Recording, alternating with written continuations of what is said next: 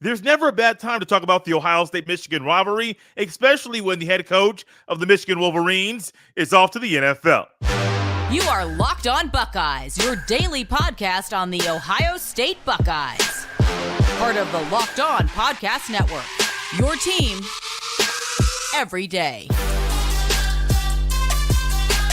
Yes, sir. We've made it to another Feel Good Friday here in the new year. I hope you're ready to enjoy the next few days with your family and friends. Welcome in, Buckeye fans, to a Friday edition of Locked On Buckeyes here on Friday, January 26th in the year 2024. I'm your host, Jay Stevens, also the host of the Jay Stevens Podcast, and today's episode is brought to you by Gametime. Download the Gametime app, create an account, and use code LOCKEDON for $20 off your first purchase. Everybody knew there's going to be a lot of things going on and a lot of attention on the game in November. Ohio State, Michigan. It's always one of the most watched football games every single year, and it's going to be the same thing in 2024. But the game in the fall is going to have a different twist to it. Harbaugh is gone. I'm not breaking news here with this. It's been out for over 24 hours. Jim Harbaugh is out, and he is going to be the coach of the Los Angeles Chargers in the National Football League. What does that mean about the game? What does that mean about the rivalry with Michigan that Ohio State has? And I'm thinking about his absence and what it means for the game. It definitely means not only does this game have a lot on the line, the outcome of this game, if Ohio State loses, looks a whole lot worse for Ryan Day. Now, I'm not here to say that I think Ohio State's going to lose in the fall because I'm not trying to predict a game that's in November right now on January 26th. I'm not going that far. What I will go and where I will go is this. This game right now, when you lose Michigan, when Michigan loses Jim Harbaugh in this rivalry, that is huge. Harbaugh has spent a long time, a lot of hours, probably lost a lot of sleep building Michigan to what they currently are. Unfortunately, it's a national championship. Before Ohio State, they have been grinding, they have been working, they have been shifting, they have been altering the philosophy inside the Woody to win that game. Really close in 2023. Unfortunately, there were numerous things that didn't go the Buckeyes' way, and they still had a shot to win it in the final minute of the game. I'm not blaming that on Kyle McCord. There are other reasons why Ohio State lost that game. But yes, Harbaugh's absence is huge for this rivalry. It could easily go back to what it was post-Lloyd Carr. Now, I'm not saying Harbaugh is a Lloyd Carr, is as good of a coach as Lloyd Carr or as worse of a coach than Lloyd Carr. I'm not going there right now. But what did you have at Michigan after that? Brady Hoke, Rich Rod. I think Rich Rod is an underrated college football coach. Just didn't do the things that in Michigan for that team to have the success that the fans in Ann Arbor want. But I do think, though, that Michigan is not going to go down to the Rich Rod and Brady Hoke time period, but they will be somewhere above that, which also means you're probably going to get some competitive football games between the Buckeyes and Wolverines over the next few years. But for Ryan Day, no excuses, buddy. The excuses are not going to help you in this game. They weren't going to help you before. They're definitely not going to help you now. One thing Ryan Day needs to do is not let this really cloud what he's doing right now.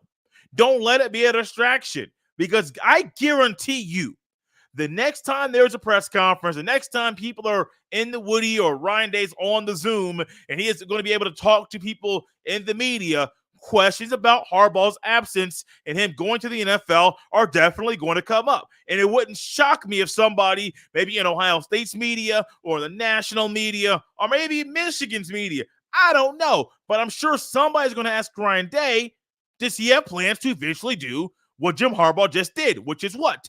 Go back to the NFL. Harbaugh was in the NFL, went to the Super Bowl with the 49ers, lost the Super Bowl against the Ravens, I believe, in 2012. Some say if the lights did not go out in the stadium, that the 49ers would have won the Super Bowl, and Jim Harbaugh, would have already had a Super Bowl ring as a head coach in his home. No, the only Harbaugh that I know that has a Super Bowl ring, I don't know if Dad does or not. I know John does. because he lost to his brother in that game. It's really weird. Also, really odd that John Harbaugh has been in one spot for as long as he has. Kudos to him for finding ways to continue to keep the Ravens successful. Speaking of successful, Ohio State can be successful in this game against Michigan in the fall. It's going to be a distraction. It's going to be a distraction now, a distraction in the summer, a distraction in the season, and definitely a distraction that week of the game. How do I know this? Because reporters are not going to forget what has happened over the past 3 years. You are not going to forget what has happened over the past 3 years. Nobody's going to forget what happened over the past 3 years, which makes me realize any press conference, anytime there's a mic right there for Ryan Day to speak into, this game might come up. And if it does, Harbaugh's absence is also going to come up as well. Just nature of the beast. But yeah, Jim Harbaugh, I'm going to give him some props here. Like, I know that I'm not the biggest Jim Harbaugh fan, but what he has done at Michigan, just building the offensive line and the physicality of the team and really changing the culture there in Michigan, it's something that needs to be recognized. Now, there is cheating that has gone in that as well. I don't think the cheating has really been an issue. And there was never a time in Ohio State's 3 losses to Michigan over the past 3 years that I thought Michigan was cheating. I just thought Michigan was a better football team. Now, y'all might say a Buckeye fan, a Buckeye podcaster is making a statement like that. Yeah, I am. I've been very critical of this football team for over the past few years. You have been as well. But in my criticism of the Buckeyes, I never thought over the past 3 years Ohio State had the better team. Did not. Linebacker play needed to be better, especially this year if Ohio State wanted to win. Now, the linebacker play may have been better last year. Was he worse in 2021 over this 3-year stretch? However, yeah, I don't think that Michigan cheating, if they didn't cheat, they would have lost those games. I personally think they were the better team all 3 years, which goes into why Ryan Day has tapped into the portal, why Ryan Day has had this philosophy that he has had, why Ryan Day is making the alterations on the coaching staff. With that in mind, what's in mind? Losing to Michigan. If you lose Harbaugh, does that mean the culture is going to change? Does it mean the intensity of the rivalry is going to change? Does it mean the competitive nature and competitiveness of the rivalry is going to change? I don't know. I personally can't come on here and say, oh, I know what's going to happen. I can't look into the future. I don't have that power. And if I did, it would be nice because I could prepare myself for the outcome of the 2021 game, 2022 game, 2023 game, the outcome of opening 2023 with a loss to Georgia, the outcome of, whatever that mess was in the Cotton Bowl. I would be able to prepare myself for all those moments. But, buddy, I ain't got that power. If somebody out there knows how to get me the power to be able to look into the future, to know the outcomes of some of these games, hey, hook your boy up. Yes, I know I'm being a little sarcastic, but y'all understand. If y'all got a way to benefit your boy, hit me up. Follow me on X at JStevens07. But yes, Harbaugh's absence definitely impacts the game. Who will Michigan hire as a coach? TBD. Could be out by the time you hear this show because news is happening so quickly. Hires are happening quickly as well. And Michigan knows they can't wait too long. There's a 30-day portal window that players in Michigan can enter right now with Harbaugh leaving. The longer you wait, possibly the more players that are currently on the roster that will leave to go play football elsewhere. With all that in mind, is Ohio State favored to beat Michigan in the fall? We'll dive into that next on Locked on Buckeyes. This episode is brought to you by our friends at Gametime. Gametime is a fast and easy way to buy tickets for all the sports, music, comedy, and theater events near you. And right now, all users get $100 off when they buy a big game ticket using code Vegas100 with killer last-minute deals, all-in prices, views from your seat, and the best price guarantee. Gametime takes the guesswork out of buying tickets. You can see the view from your seat before you buy, so you know exactly what to expect when you arrive. All-in prices show your total up front, so you know you're getting a great deal before you check out. Buy tickets in seconds with 2 taps.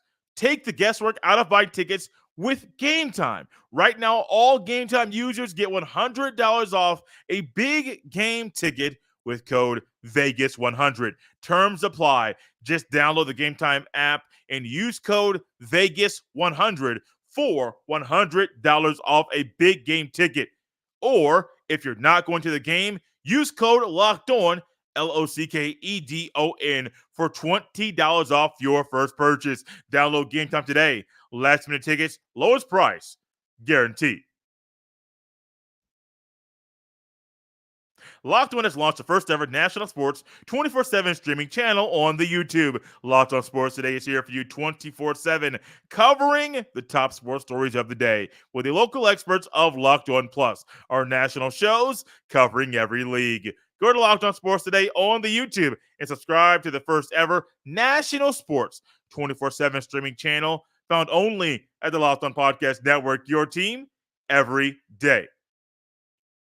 Is Ohio State favored to beat Michigan in 2024?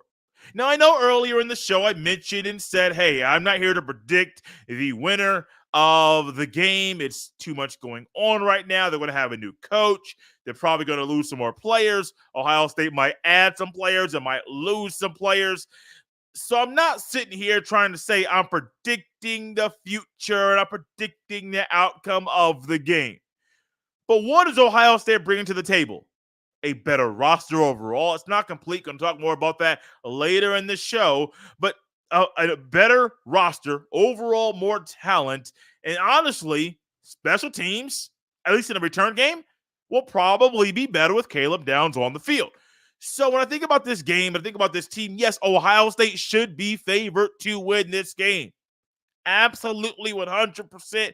I will not shy away from that. And if I ever start to, hey, bro, pump the brakes. Have you lost your mind? You know who Ohio State is. You know who they got on that roster. You know the upgrades Ryan Day has made at some specific positions. Absolutely, the Buckeyes should be favored in this game. Now, being favored is only a part of the equation.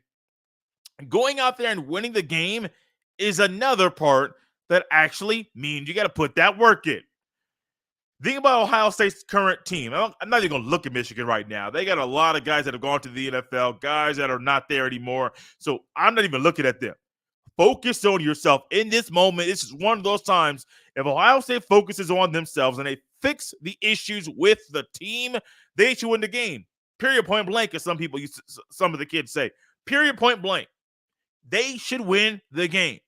And my buddy Myron Jackson used to sell cars with him, and Myron's a character. Myron is goofy. He's still out there selling cars at Andy Moore, Avon, Nissan. I ain't going back. He can stay there as long as he wants to, but I am not going back to the car selling business. I've told stories on this show before about that part of my life, and trust me, over the next few months, you might hear some more stories about my time selling cars out there in Avon, Indiana. But Myron used to always debate, talk sports, and Myron used to be a little vocal, be a little loud. I mean, he's black, and black people get a little loud every now and then when they get animated or when they get passionate or just when they're regular talking to people. We get loud. It's just a part of our nature. It's what we do. So Myron Jackson was one that occasionally got a little loud, and Myron and Trevor's my buddy as well. They would go back and forth. All three of us would just sit there and chit-chat and have a good old time. So there was a time period when Myron and Trevor and we're talking, and all of a sudden Trevor goes away and Charles comes up and they start talking sports and Michael Jordan and LeBron James and the same old song and dance over and over. But when Myron made his point, you know exactly when that point came, because Myron would say, period, point blank, keep on talking a little bit, but he's like, hey, this is the end of this discussion. You can't go nowhere else. This is it. And it should be that simple for Ohio State. If they were going to continue to fix the issues with the team, period, they should win the game against Michigan November 30th, period, point blank. Now, I recently looked up, but I didn't want to come out here and just give you my opinion on who I thought was going to win the game. I wanted to come on and give you some betting odds. I know some of you want to put some money down on this game a little bit earlier than expected, and our friends over at FanDuel Sportsbook, you know, they got the early betting odds on some big games out there FanDuel Sportsbook has Ohio State minus 6.5 right now. And this is being recorded on the evening of January 25th. So you're saying, Jay, way before the game's even played, yes, this does take into account Michigan not having Jim Harbaugh, Michigan having the players that have left the team, Ohio State with the additions of Caleb Downs and Quinshon Judkins and Will Howard and others. Yes, it takes all of that into account. And if Ryan Day or when Ryan Day makes another hire on the coaching staff, it'll take that into account as well. Ohio State minus 6.5, seems like a pretty big number, especially for January. But if you want to get in on this, go right ahead. Money line is Ohio State minus 250. And then also the over-under is set right now at 49.5. That seems a little high. But when you think about it, 49.5, you're probably going to have 50 points scored in that game automatically. So I would probably go with the over. That's just me on that portion. And minus 6.5, I'm not touching that right now. I mean, if the game were played now, I do think Ohio State would win. But the game's not played now. The game's played November 30th. So I'm not touching the spread. The only one I would touch there is if you want to put money on Ohio State, minus 250, be my guest. That's the money line. If you want to go with the over-under of 49.5, I'd go over. You may want to go under, but if you want to do it now, be my guest. Ohio State has too much talent right now to not be favored to win this game. Way too much talent. Now, there are some unproven sections of the team. Absolutely. Think about the secondary, that's proven.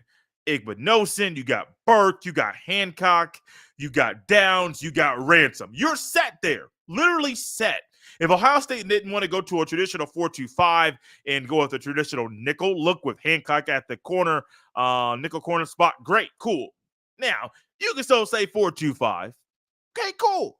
But my eyeballs tell me Hancock's a corner at the next level, not a hybrid corner safety type of guy. So Hancock, nickel corner, great. You're solid there. D-line. Now, I'm jumping around on purpose. You're going to understand why here in a second. Defensive line. Perfectly fine. Ty Hamilton, Tyleik Williams, Jalen Tuimoloau, and Jack Sawyer. You're perfectly fine with backups Hero Canoe and Kenyatta Jackson Jr. and Caden Curry and others. You're fine on the defensive line. So you're fine there. Like, I'm cool with that. Solid. Very, very solid. Receiver. Here's where things become a little bit more unproven at Ohio State at that position.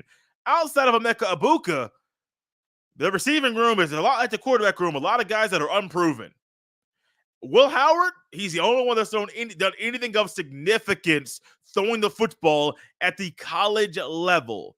Yeah, Devin Brown, Lincoln Kienholz, and Aaron Nolan, and Julian Sand. What are you saying? You're saying you got a lot of guys that are unproven in your quarterback room. What are you saying about the guys that are on at linebacker? Like Cody Simon is good. What is he going to be as a consistent starter? Should be phenomenal. Should be good. Should be solid. Who is your other linebacker? Now, I mentioned Jordan Hancock earlier because I think Jordan Hancock should not come off the field. But do the Buckeyes want to use Sonny Styles in a linebacker role, or is that better suited for C.J. Hicks? And if that is the case, where does Sonny Styles play? Here is more things that are going to be in our mind. So the Buckeyes roster isn't perfect by no stretch of the imagination. It's unproven in some areas, but it's still good enough and solid enough to be favored to beat the Michigan Wolverines. You can do that thing right now. Coming up next, we'll discuss if Ohio State's roster is complete. Well, I just told you it's not. We'll discuss why here next on Locked On Buckeyes. This episode is brought to you by FanDuel Sportsbook. We are a couple days away from the conference championship round of the NFL playoffs being played. And if you want to get in on the playoff action, you can do it with FanDuel, America's #1 sportsbook. Right now, new customers get $150 in bonus bets guaranteed when you place a $5 bet. Guys, that's $150 in bonus bets, win or lose. The app is so easy to use, and there are so many different ways to bet, like live same-game parlays, find bets in the new Explore tab, make a parlay in the Parlay Hub, which is the best way to find popular parlays and more. And if you're looking to put some money down on the games this weekend, FanDuel Sportsbook currently has a spread set at the Baltimore Ravens -3.5 for the AFC Championship round and game over the weekend. and also has the spread set at -7 for the San Francisco 49ers in their home matchup against the Detroit Lions. Visit FanDuel.com/lockedon and make your first bet a layup. FanDuel, official partner of the NFL. Thank you for making Locked On Buckeyes your first listen or first watch of every single day. Now, some of you may have been shocked when I made a comment and stated Ohio State's roster is not currently complete. You may say, Jay, it's fine. Things are A-okay. We don't have to make no more changes. Ryan Day's done a phenomenal job. We are A-okay. We good. That's your opinion. I would also say that's a wrong opinion because this roster ain't complete. What is one of the biggest issues? There was 2 issues on Ohio State's team this year. Well, there's multiple. If you want to go one offense, one defense, what position group was the weakest on defense? Linebacker. Doesn't seem right for that to be a case at Ohio State, but linebacker was the weakest on defense. What was the weakest position group on the offense? Offensive line. All the run issues were not on the Buckeyes O-line, but the O-line was easily the biggest weakness of the offense. Has Ryan Day addressed the offensive line and the linebacker room? I don't think he's done a good enough job at it. Now, one of them doesn't really need to be touched. The other one does. Think about the guys that Ryan Day has brought in so far this offseason. Will Howard, quarterback, formerly at Kansas State. What was he brought in to do? Start. That was it. Brought in to start.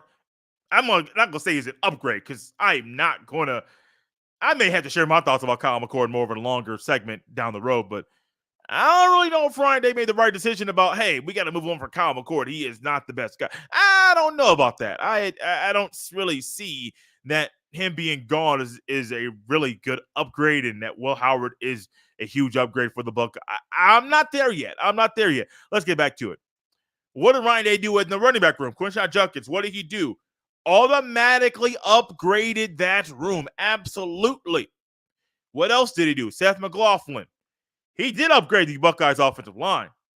I still don't know if him playing center is the best place for him. For a guy who has struggled snapping the ball all season, why in the world do you bring him in and people say he's projected to be a center? Huh? Make it make sense.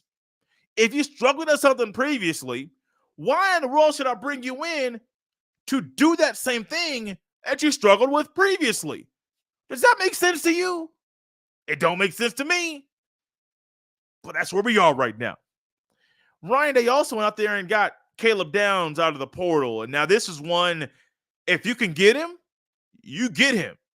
You do what you need to do to get him. Even to the point that the Georgia Bulldogs were enrolling this young man into school. All of a sudden, they said, oh, stop that. Stop that. We're done here. And now he's in Columbus. How do I know he's now in Columbus? There are pictures circulating around the Ohio State social media. I believe I saw it on the Instagram, and he was working out with the Buckeyes. Hey, that enrollment process, it got halted in Athens. That same thing didn't happen in Columbus. Ohio, not Columbus, Georgia. Don't try to play my words and use them against me. Let's not do that. One thing we can do is this. Even at tight end and Will Kaczmarek, Ryan Day has specifically gone out and targeted certain positions. I think he could go out there and get at least one more offensive lineman in the portal, maybe coming up in the upcoming or the next cycle when that portal window opens during spring practice. So I do think Ryan Day could go out there and do that. Now, the one thing about that is you're shorter on time.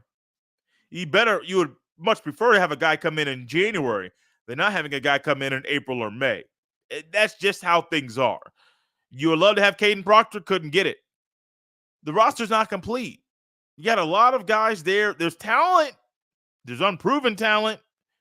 Offensive line, I really think the only thing that Ryan Day might need to address is the offensive line, because until that thing gets better, why should I think that this team is going to do all the amazing things? And I say that knowing they can make the playoff and still not win the conference championship. But if you don't win the conference championship, there's a good thought that you don't beat Michigan. Excuse me. You don't beat Michigan. If you don't beat Michigan, what happens? Well, you're not accomplishing your goals once again. These are not goals that I am saying for the Buckeyes. These are things coming outside of the Woody Hayes Athletic Center. And when you're telling everyone in the world, every Buckeye fan across the globe, when you tell everybody, hey, our goals there are 3 every year: beat Michigan, win the Big Ten Conference Championship, and win the Natty. When you say those are your 3 goals and you're not reaching the expectation, hey, what is it? It's not really a good look. I recently interviewed a coach, a new coach of the Northwestern high school football team, and came from a school, Ben Davis High School. Some of you may recognize that name, the same school that DeJuan Jones came from at the high school level. And he talked about how, hey, the expectation at this school was to put another banner at the north end zone, which is where the banners and the numbers are hung and they stay of all of the state championship winning teams at Ben Davis High School. Google the school, look at the football stadium. The football stadium will tell you, hey, this ain't no regular high school football team. The program demands excellence. That is the expectation. And he said, hey, yeah, we knew. Hey, we had 4, I think it was at the time, 3 sectional title wins, 3 regional title wins. But what happened? You're falling in semi-state. He's like, hey, we're not getting the job done. So what do? You work, you grind, you work, you grind. There ain't no transfer portal out there in high school football. Guys transfer, but it ain't like this. It ain't like, hey, you can just go get a kid from Tuscaloosa, Alabama, and say, come on up here. Or it ain't like you got a kid in Julian Sand who was at school for a little bit, coach leaves, and they're like, oh, he's available again. We're gonna go down there and snag him too. Ain't like that at the high school level. You got to work with what you got. You may get kids filtering in and going out, but for the most part, you're working with what you got for a shorter period of time. The expectation at Ben Davis High School, hey, put another banner up there. Ultimately, Coach Caleb Small did that thing. Got a conference state championship in his final year as the OC there at Ben Davis High School, and now he's going to be the head coach, first-time head coach at the Northwestern High School for the football team. There's an expectation, and when you don't reach that expectation, what is it? What should it do? It should fuel you. It should motivate you. You should do everything you can to reach the expectation. Maybe it's not the expectation that was on the team previously, and maybe it was. Whatever it is, you got to do what's needed to reach the expectation. I think Ryan Day is doing that. Even with the roster that I wouldn't say is complete or has answered every single question or has done everything in the offseason that you say, hey, there's a need here. They can improve. There's still some areas the Buckeyes can improve. I mean, it wouldn't shock me if they go out there and get another linebacker. It would shock me, but then again, it wouldn't. It's one of those things where it's like, would it make them better to get a certain linebacker out there? If he's good enough and the quality of guy that Ohio State wants at that position, great. What does it mean for Cody Simon and Sonny Styles and CJ Hicks, Gabe Powers? It's TBD. To be determined. What is determined is this. The roster ain't complete. They can still win a lot of games and even win a national championship. I'm not saying they're going to, but it's possible. Keep this in mind.